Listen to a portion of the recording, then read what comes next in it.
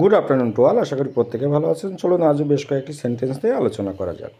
তার একদমই জ্ঞান নেই, কি বলবো? He has no knowledge at all. সে একদম বোকালো, কি বলবেন? He is a very stupid person. Okay. সে লেখাপড়া শেখেনি। He did not learn education. Okay.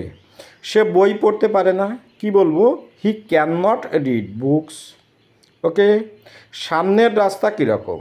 How is the road ahead. Okay.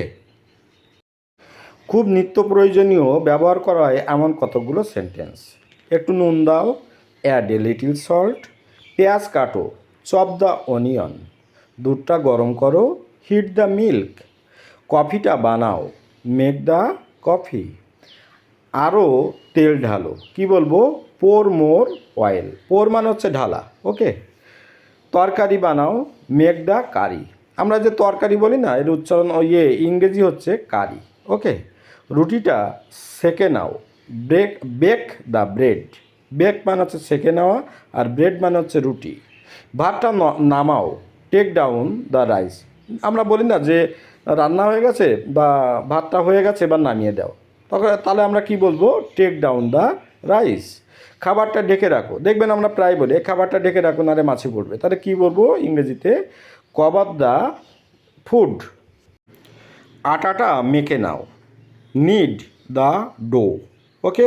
Knead মানে হচ্ছে আটা মাখানো। ওকে। গ্যাসটা নিভিয়ে দাও, টার্ন অফ দ্য গ্যাস। ঝোলটা ঘন করো, কি বলবো? Thicken the gravy. ওকে।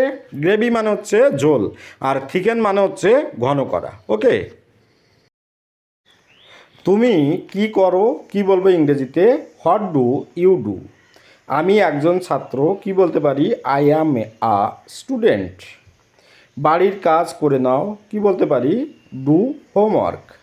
অনুগ্রহ করে বসুন, কি বলবো? Please sit down. আমার পরে বলো, কি বলতে পারি? Repeat after me. যেভাবেই হোক এটা করো, কি বলতে পারি? Do it anyway.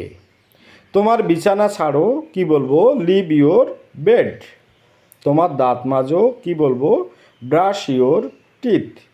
আমি অবাক হয়েছি, কি বলতে পারি? I am surprised. ওকে। আমি যেতে থাকবো, আই উইল বি গোয়িং।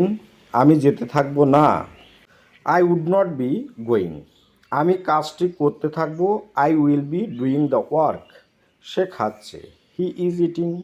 সে খাচ্ছে না, হি ইজেন্ট ইটিং। সে কি খাচ্ছে? Is he eating. সে কি খাচ্ছে না? Isn't he eating.